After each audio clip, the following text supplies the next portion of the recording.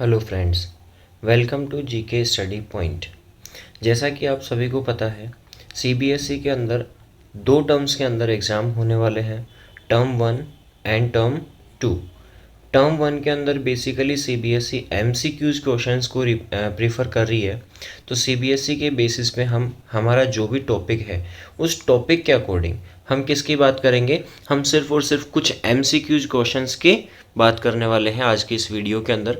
तो आज के वीडियो में हम मनी वाले चैप्टर की बात करेंगे, मनी, सप्लाई ऑफ मनी, इसकी हम बात करेंगे। तो इसके कुछ क्वेश्चंस डिस्कस करने वाले हैं आज के वीडियो में हम लोग। जैसा कि आप सभी को दिख रहा है आपकी स्क्रीन पे, पहला क्वेश्चन आपके सामने है। फर्स्ट क्वेश्चन है, a system in which commodities are exchange for commodities. एक ऐसा सिस्टम जिसको हम एक कमोडिटी को दूसरी कमोडिटी के साथ में क्या कर सकते हैं, एक्सचेंज कर सकते हैं। तो ऐसे सिस्टम को हम क्या बोलते हैं बेटा, ऐसे सिस्टम को हम बोलते हैं, एक आपको ऑप्शन नंबर 1 दिया हुआ है barter system of exchange. Barter system of exchange क्या बोलता है, जहां पे हम एक कमोडिटी को दूसरी कमोडिटी के साथ में एक्सचेंज कर सकते हैं। सेकंड आपको दिया हुआ है मॉनेटरी सिस्टम ऑफ एक्सचेंज। तो मॉनेटरी सिस्टम तो बार्टर सिस्टम में होता नहीं है, चलो ये वाला ऑप्शन अपना नहीं होगा। ऑप्शन नंबर सी आपको दिया हुआ है commodities for commodity exchange. Option C के अंदर अपने को क्या दिया हुआ है, ऑप्शन सी में दिया हुआ है commodity for commodity exchange economy. तो इन सारे ऑप्शंस को देखते हुए आपको ऑप्शन नंबर 1 और ऑप्शन नंबर सी दोनों सही लग रहा है। तो अपना आंसर होगा option number D, both A and C. यहाँ तक आपको पहले क्वेश्चन में कोई दिक्कत नहीं होनी चाहिए। आप सभी लोग पढ़े हुए हैं, आप सभी इन क्वेश्चंस के ट्राई करते रहें। अगर किसी क्वेश्चन में आपका कोई क्वेश्चन मिस्टेक होता है तो यहाँ से आप उस क्वेश्चन को चेक कर सकते हैं। क्लियर? ओके, इसके बाद में हम बात करेंगे अपने नेक्स्ट क्वेश्चन की। तो जो नेक्स्ट क्वेश्चन है वो है आपके सामने, ये रहा।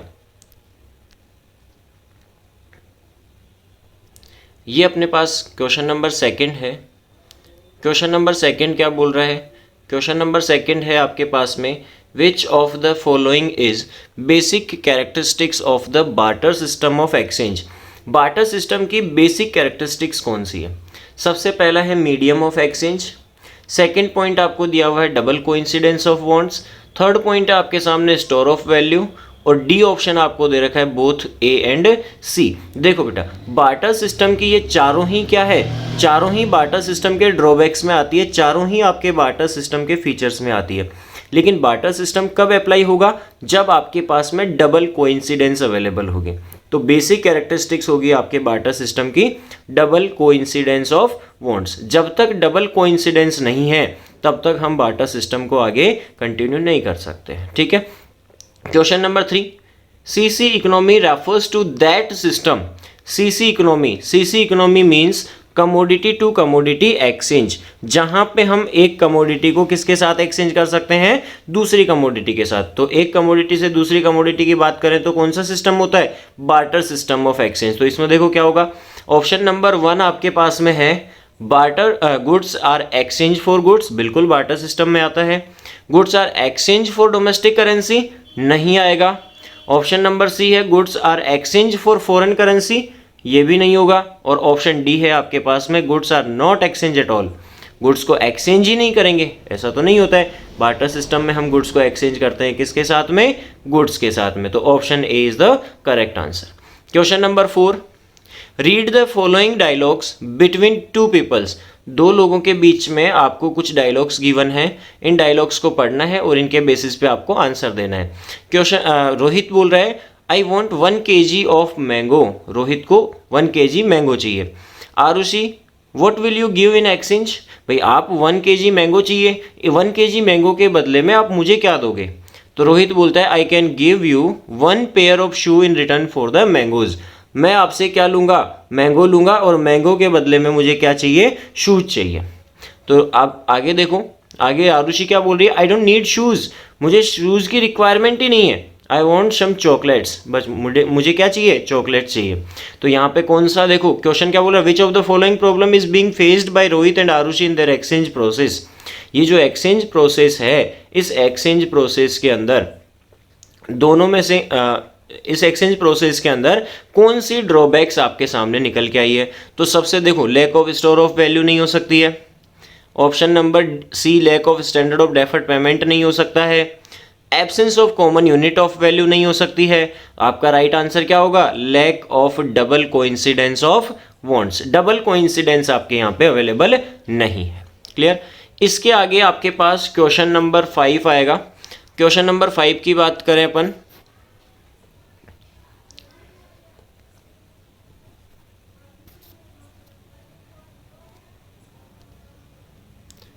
तो देखिए क्वेश्चन नंबर 5। क्वेश्चन नंबर 5 क्या बोल रहे हैं?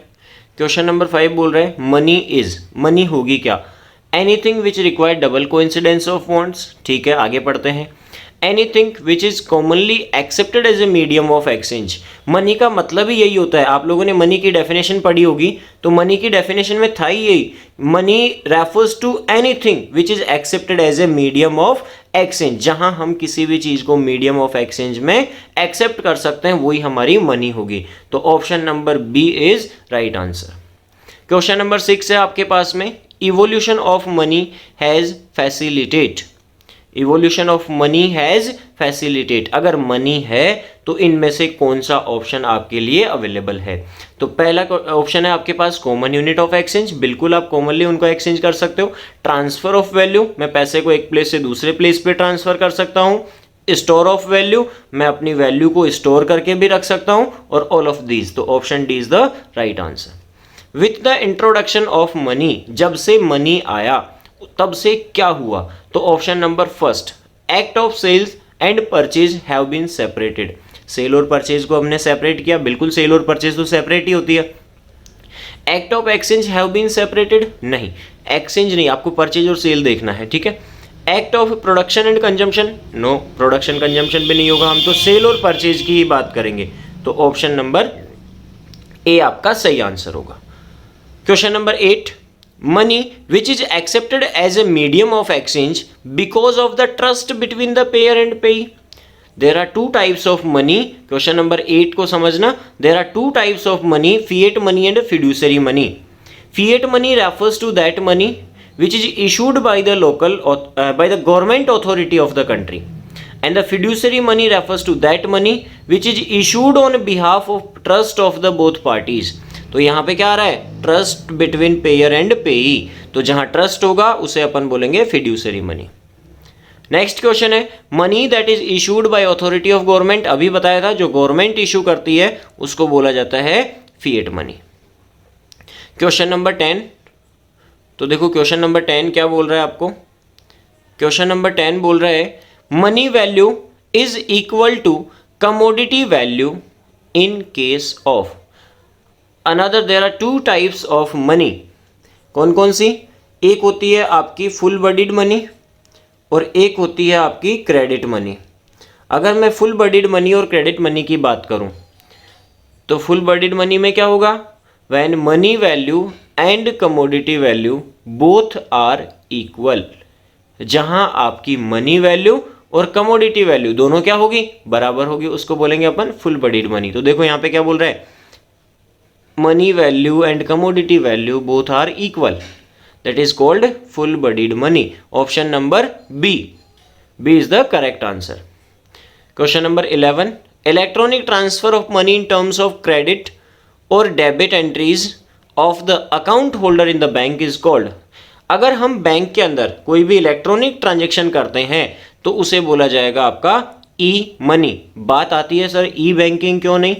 ई बैंकिंग आपका वाइडर टर्म होता है, लेकिन हम बैंक के अंदर की बात करें अकाउंट टू अकाउंट, तो अकाउंट टू अकाउंट सिर्फ और सिर्फ मनी को ही हम ट्रांसफर कर सकते हैं। तो ये आपका आएगा E money. Option number C is the right answer. Clear?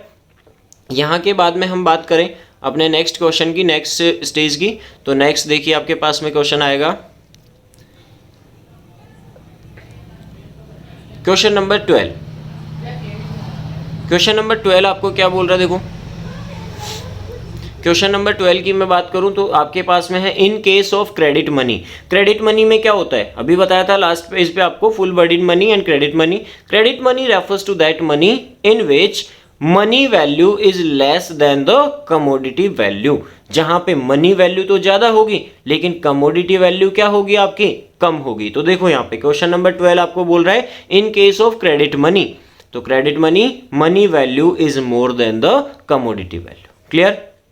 Question number 13 की बात करें अपन, तो क्वेश्चन नंबर 13 बोल रहा है आपको E money functions as a medium of exchange by way of. E money के अंदर हम क्या करते हैं, ई मनी इनमें से कौन सी चीज को इंक्लूड करता है। ऑप्शन नंबर 1 है आपके पास में transfer of value from one account to the other. एक अकाउंट से दूसरे अकाउंट में वैल्यू को ट्रांसफर करना, पैसे को ट्रांसफर करना। कैश पेमेंट, कैश पेमेंट तो आता नहीं है इसके अंदर, तो ऑप्शन नंबर बी तो आपका नहीं होगा।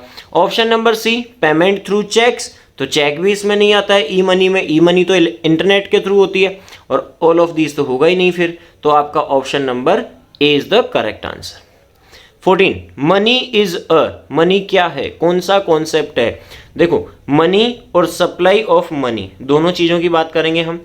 मनी इज स्टैटिक कॉन्सेप्ट और dynamic concept, money is dynamic concept but supply of money is static concept. Clear, तो money dynamic concept. Question number 15 which of the following is correct. Supply of money is stock concept, no. Supply of money does not, sorry अभी just बात करिए अपन ने, supply of money is stock concept, बिल्कुल पहला option सही है आपका। Supply of money does not include stock of money held by the government, held by the government. अगर मैं गवर्नमेंट की बात करूं तो बिल्कुल मनी सप्लाई गवर्नमेंट की बात नहीं करती, सिर्फ पब्लिक की बात करती है। ए और बी दोनों सही है, दैट मीन्स आपका option number D all of the above. Question number 16 which of the following is not a component of M1 measurement of money supply. Money supply के अंदर हमें M1 जो कॉन्सेप्ट है, M1 के अंदर क्या क्या चीज इंक्लूड होती है, C plus DD demand deposit plus OD other deposits. Clear, तो अब देखो इसमें कौन सी इंक्लूड नहीं है। सबसे पहला डिमांड डिपॉजिट बिल्कुल है साहब। ऑप्शन नंबर बी करेंसी या कैश आप जिसको बोल सकते हो है। Option number C other deposits भी है। तो एक आपका ऑप्शन है option number D term deposit, fix deposit. तो फिक्स डिपॉजिट आपके मनी के अंदर मनी के M1 मेजर के अंदर इंक्लूड नहीं होती है। क्लियर, तो ये आपका ऑप्शन नंबर डी।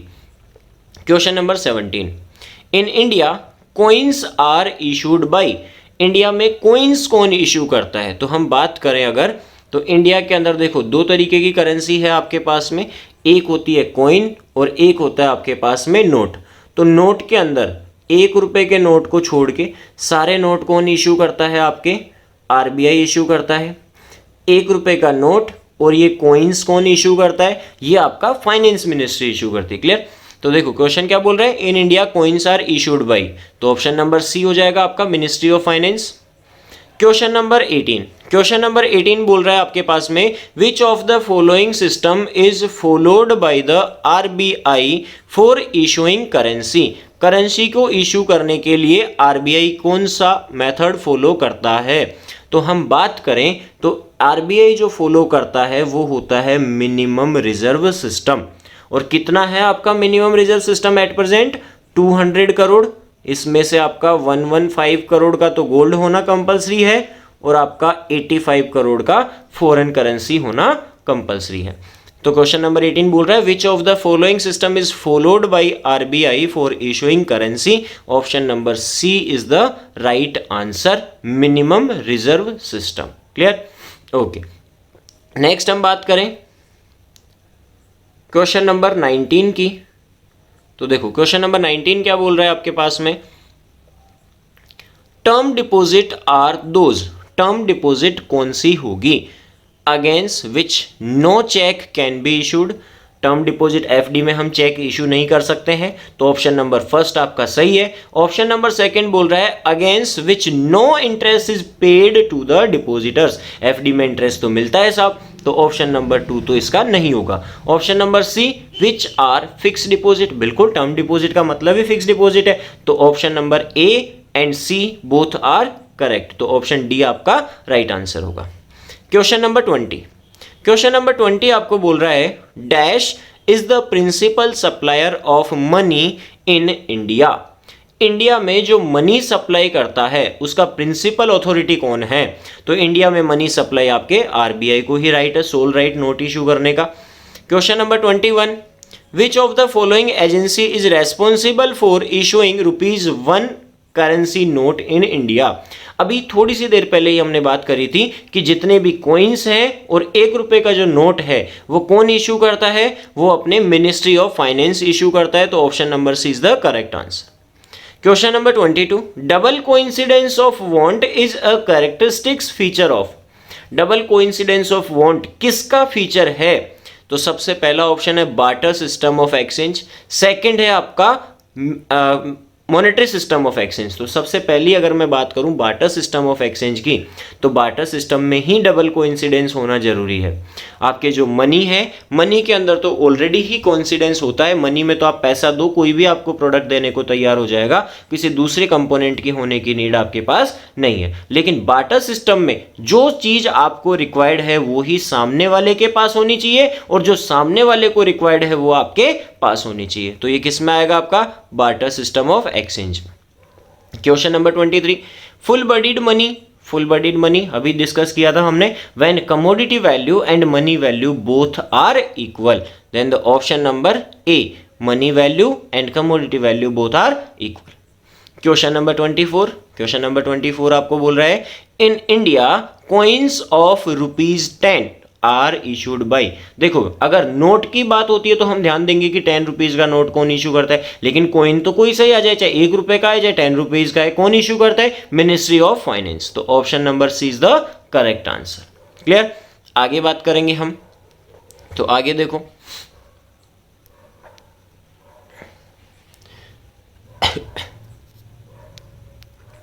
आगे आपके पास में कुछ क्वेश्चंस और आ रहे हैं, तो इन क्वेश्चंस की हम बात करें, एक एक टॉपिक हम डेली डिस्कस करने वाले हैं। तो ये हमारा आज पहला टॉपिक स्टार्ट किया हमने सीरीज के अंदर, क्वेश्चन नंबर 23। तो क्वेश्चन नंबर 23 क्या बोल रहा है आपको? Money value is more than the commodity value in case of. Commodity value से ज़्यादा मनी वैल्यू होती है कौन सी सिचुएशन में? लास्ट एक क्वेश्चन ऐसा पहले कर चुके हैं हम, तो ये है आपका क्रेडिट मनी। क्रेडिट मनी के केस में मनी वैल्यू ज़्यादा होती है, कमोडिटी वैल्यू कम होती है। Question number 26, demand deposit includes. Demand deposit में क्या चीज़ इंक्लूड होगी? अगर आपको क्लियर विजिबिलिटी नहीं है तो मैं बोल रहा हूँ, आप क्वेश्चन को इजीली समझ सकते हैं। ऑप्शन नंबर 1 है आपके पास में checkable deposits. Demand deposit checkable deposit होती है, बिल्कुल कोई इशू नहीं है, चेक हम इसके अगेंस्ट इशू कर सकते हैं। क्वेश्चन नंबर ऑप्शन नंबर 2 है आपके पास में deposits which can be withdrawn on demand, जिसको हम डिमांड पे क्या कर सकते हैं? विड्रॉ कर सकते हैं, बिल्कुल ये भी सही है। Fix deposit for a period of time. Demand deposit FD थोड़ी होती है, डिमांड डिपॉजिट तो होती है जब हमें जरूरत हो तब निकाल लें। तो ऑप्शन नंबर ए और बी दोनों सही है, लेकिन सी आपका सही नहीं है, सी आपका सही नहीं है। तो option number D, A and B. Question number 27, money created by the commercial bank by way of demand deposit is called. Demand deposit से जो भी पैसा कौन क्रिएट करता है? कॉमर्शियल बैंक, उसे हम क्या बोलेंगे? डिमांड डिपॉजिट किसके पास होती है? बैंक के पास होती है, और बैंक अगर उसी से पैसा क्रिएट कर रहा है तो वो होगी बैंक मनी, क्योंकि पैसा किसके पास है? बैंक के पास। क्लियर? क्वेश्चन नंबर 28, अगर मैं क्वेश्चन नंबर 28 की बात करूं तो इसमें है other deposits in the context of money supply do not include. Other deposit में हम किसको इंक्लूड नहीं करेंगे? Demand deposit of NABARD with RBI, okay, demand deposit of bank of England with the RBI, demand deposit of IMF with RBI and demand deposit of SBI with RBI. Option number D. क्यों? क्योंकि SBI क्या है? SBI RBI की representative branch है, जहां RBI नहीं होता वहां एसबीआई काम करता है। तो एसबीआई का पैसा और आरबीआई का पैसा सेम माना जाता है। एसबीआई अगर आरबीआई के पास पैसा रखेगा तो उसको हम मनी सप्लाई में इंक्लूड अदर डिपॉजिट्स में इंक्लूड नहीं करेंगे। मनी सप्लाई में तो होता है, वो दूसरे कंपोनेंट्स में होगा, लेकिन अदर डिपॉजिट्स में इंक्लूड नहीं होगा। क्वेश्चन नंबर 29, क्वेश्चन नंबर 29 क्या बोल रहा है? Which of the following is not the component of money supply. Money supply में किसको इंक्लूड नहीं करेंगे? तो सबसे पहला है आपके पास में currency held by public, public का पैसा तो इंक्लूड होना ही होना है। Option number B, demand deposit of people with commercial bank, ये भी होगा। Demand deposit of the government with RBI, देखो साहब, गवर्नमेंट अगर आरबीआई में पैसा जमा कराती है तो गवर्नमेंट को तो हम पब्लिक में इंक्लूड करते ही नहीं है, तो आपका ऑप्शन नंबर सी ही क्या हो जाएगा इसका राइट आंसर। क्लियर। अब अगर मैं बात करूं इसके आगे क्वेश्चन नंबर 30 की, तो क्वेश्चन नंबर 30 क्या बोल रहा है, demand deposit includes, demand deposit में किन चीज़ों को हम इंक्लूड करेंगे, saving account deposit and fix deposit. अच्छा, saving account deposit and current account deposit, देखो डिमांड डिपॉजिट का मतलब है जिसको हम कभी भी विड्रॉ कर सकते हैं। क्या हम एफडी को विड्रॉ कर सकते हैं, नहीं कर सकते ना, तो ऑप्शन नंबर ए नहीं होगा। Option number B, saving account और करंट अकाउंट, बिल्कुल सेविंग को भी मैं कभी भी विड्रॉ कर सकता हूँ और करंट को भी कभी भी विड्रॉ कर सकता हूँ, तो ऑप्शन नंबर बी तो हमारा होगा। ऑप्शन नंबर सी बोल रहा है current account deposit and fix deposit, fix deposit नहीं आएगा, अगेन आपका ऑप्शन नंबर सी रॉन्ग हो गया, तो आंसर क्या हो गया आपका option number B. Question number 31, which of the following is not a drawback of barter system, barter system की ड्रॉबैक कौन नहीं है, तो इसके अंदर देखो डबल कोइंसिडेंस तो है साहब, डबल कोइंसिडेंस के बाद में अगर मैं बात करूं तो difficulties of storage of value भी है साहब, उसके बाद में मेजर ऑफ वैल्यू, हम चीज़ों की वैल्यू को भी मेजर नहीं कर सकते हैं, तो ये भी डिफिकल्टी है, तो none of these, answer number D, option number D. Question number 32, supply of money refers to, money supply में किन किन चीज़ों को इंक्लूड करेंगे या मनी सप्लाई है क्या, तो इसमें दिया हुआ है currency held by the public, currency held by RBI reserve bank of India, currency held by the public and demand deposits with commercial bank and currency held in the government account, तो इसका सही option होगा आपका answer number C, जो demand deposit जो public के पास पैसा है और जो उनके अकाउंट में पैसा रखा हुआ है। Clear.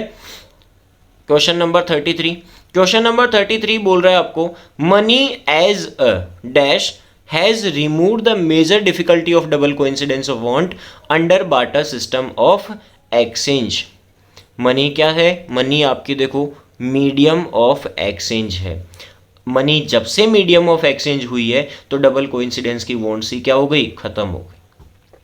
Question number 34, supply of money refers to quantity of money as on, supply of money का मतलब बताया था मैंने स्टैटिक कॉन्सेप्ट, मतलब फिक्स है, और फिक्स कब होगा, क्या पर्टिकुलर डेट पे होगा, नहीं, किसी भी पॉइंट ऑफ टाइम पे हो सकता है, तो किसी भी पॉइंट ऑफ टाइम पे तो आपका ऑप्शन नंबर सी होगा साहब। ठीक है। Question number 35, in India dash issues 1 rupee note, India में 1 रुपए का नोट कौन इशू करता है, अभी थोड़ी देर पहले ही बताया था आपका ministry of finance, option number A. Clear. तो ये कुछ क्वेश्चंस हमने किए, इसके आगे कुछ और क्वेश्चंस भी हम करेंगे अभी, तो देखिए ये कुछ और क्वेश्चन हमारे रिमेनिंग है।